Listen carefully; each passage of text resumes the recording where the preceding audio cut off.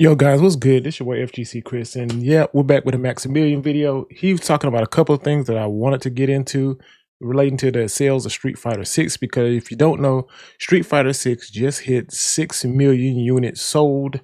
So I think it's pretty much almost caught Mortal Kombat right now. I think Mortal Kombat is like 6.2, so it's going to surpass it. Well, and it's basically just the overall life cycle. So it's going to surpass Mortal Kombat. So now even Mortal Kombat, who a lot of the defenders of MK1 will always lean on the fact that it sells well. Well, now you don't even have that argument now because Street Fighter is about to overtake you. But I just wanted to touch on some of the stuff that Maximilian was talking about in this video. So let's go ahead and jump into it. Make it a little large. Hopefully, because I don't have ad blocker, we won't get an ad, but who knows? And there's a disparity here. The disparity is that, dude, people want to buy shit, and Capcom ain't making that. That's true. People have been begging for it's a very costumes. crazy relationship, and we've talked about this several times before. I'm just very happy to see, like, the game's doing good. That modern day Capcom has effectively found their way, and we got to thank Matsumoto-san, Nakayama-san for all them years of Street Fighter 5, but they finally figured it out with Street Fighter 6. I think what's even crazier is that at this period of time, seeing how many millions of units this game has sold, I still keep reading that there is a amount of folks that are like, oh my god, it only sold as much as Mortal Kombat 1 sold. Jeez, man. Yeah. Hopefully Street Fighter will eventually get there, you know? And it's like, yeah, you're not technically wrong. I think these games came out in a similar time frame, and yeah, for sure, Mortal Kombat has always eclipsed the sales of literally every fighting game. Very true. One day, Street Fighter 6 will get similar to Mortal Kombat 1 sales. But there's a lot to consider there that is relative and comparative. Number one, number one thing for you to realize is that outside of specifically Smash Brothers and Mortal Kombat, the fighting game space is significantly smaller than you think it is. And I've said this for the longest time, dude. And when people keep talking about the fighting game community, I'm like, I think the community thinks it's way bigger than what it really is. Because when you really look at the totality of the community, like, I don't think, if I had to say, I think we would probably make up maybe 1 to 2%. 2% is being generous. I'm still saying 1% of the overall sales of a fighting game. Because if they were just like, if Capcom, SNK, all these places were literally just depending on us to basically fund a fighting game, Street Fighter, all these games would have went broke, dude. Because there's not enough of us to basically support them over the long term. So you have to have those casual people coming into the market. That's why I never understand why people are so frustrated and so against casuals coming in and actually enjoying the games. Like, you need them. Look at Fatal Fury. Fatal Fury is where every other fighting game would be at without casuals, because Fatal Fury is the most FGC focused game, and it is suffering because of that. And what is considered a success in the fighting game space is significantly less units than you have any impression of. Just as a comparison, let's talk about how successful Street Fighter 6 is as a game and what it's doing. God, I'm like 6 million units. That's impressive for a game, for a fighting game. Perfect timing. Came out at the absolute best moment it possibly could with good netcode and found a brand new audience, and that was Guilty Gear Strive. Comparatively speaking, Strive was the beginning. Strive was the first one to come in and kind of have that casual feel to it. Thousands range. Right? I was working a lot with the ArcSys USA. I think at the time it was Axis Games. Like, who the heck published it? And they were really trying to get Guilty Gear XR to like find its audience, right? And we were doing whatever we could to like show that stuff off. I was going to their offices, capturing gameplay, doing cool video stuff before the game was even out, because it looked just so amazing in my opinion, and people weren't talking about it. And it is. I haven't played it in a while, but it is definitely a fun game. I need to get back to. Guilty Gear XR. Anybody want to take a guess on how much it sold? Different versions would come later on that would actually boost its sales and success, but like the initial version of the game, like 250,000, like 500,000, like relatively low numbers, right? 75,000, that's really low. 150K, 300K, like good, that's good. Game sold like 90K, and that was in. Woo! 90K. Yeah, like that kind of game, that would be considered a flop in today's standards. I'm sorry. That game would be considered a complete waste of time.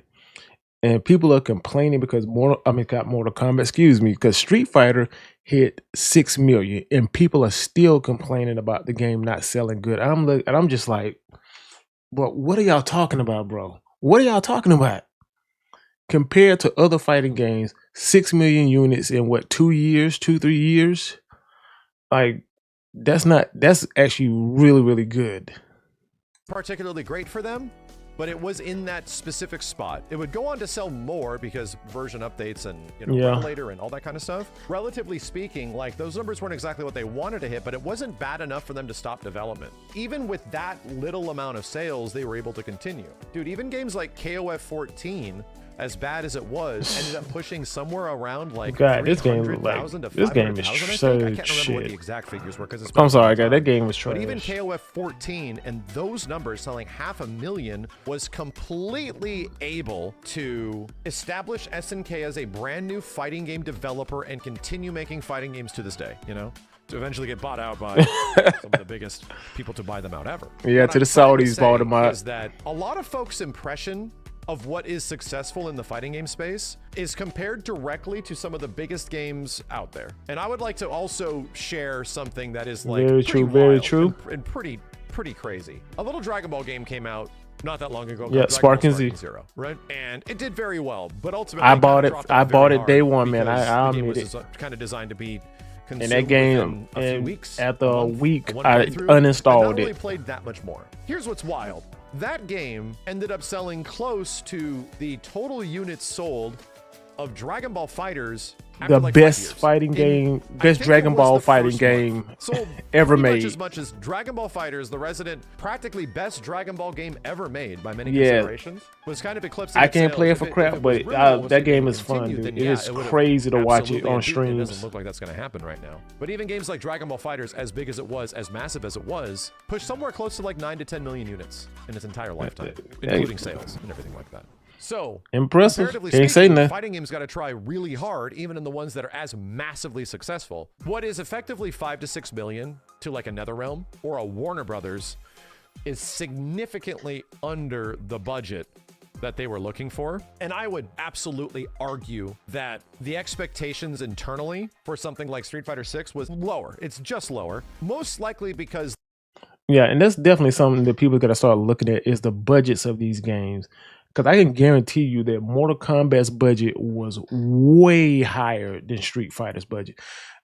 The Capcom people are looking at Street Fighter, and those 6 million units sold, and probably say, we spent X amount of money on this, and we've actually made double or triple what we put into this game. And so you really do have to look at it from that perspective of just the finances and how much these budgets are compared to how much they sold. That's why Mortal Kombat 1 is looked at as a failure, because I believe MK11 sold, I believe, like either 12 million. I think MKX, something around there. It was somewhere in the 12, 15 million range. So you looking at that, going from that many units sold for your last game to all of a sudden dropping down to barely getting over 6 million units sold. Yeah, I would look at that as a problem for Mortal Kombat. If I was WB, I would be looking at, yeah, that's a problem. The budget allocated, the amount of money that Street Fighter got as like a product with its marketing and all that kind of stuff, doesn't come anywhere close to a giant WB game like a Mortal Kombat. Yeah, that very has true. Nearly as much as it has, It's also very telling in our fighting game space where I see a lot of even prominent fighting game community members wondering why things aren't as big as they could be, I also see similar sentiment where folks are like, dude, Street Fighter should be bigger. Our numbers should be bigger. There should be more. There should rather be more people playing or more people buying. Our numbers are big. They're bigger than they ever been before. That's why I don't understand that. More numbers in general, with the intention that Street Fighter 6's numbers do not feel necessarily super high. I'm here to tell you they are. The numbers are ridiculously high in comparison to the things that I have been actively following and evaluating for the past 10 plus years, ever since Street Fighter 4, right? Where it's been it's been my job to see how these games are doing, how people are responding, like all that kind of stuff. Street Fighter 6 is doing insane. The amount of numbers that they post on a daily, the amount of people that seem to be playing the game that are not just specifically playing it for like online ranked, which is a probably large amount of a lot of folks. but they actually have a fighting game that people want to continue to play, that they just want to engage with in some way that isn't just queuing into a ranked grind, you know? There's a lot of things that you can do in it, which is a big deal, man. No, 6 million units isn't the most for a Street Fighter game ever. No, that's going to go back to Street Fighter 2 Arcade and Street Fighter 2 on the Super Nintendo. Yeah, but I'm gonna leave it right there, guys. Like Maximilian is completely right, dude. If you look back to Street Fighter 4 and where we are at now, our numbers have grown tremendously. So this attitude from players and some people that it's not as big as it should be. We're not as big as this game. We're not as big as that game.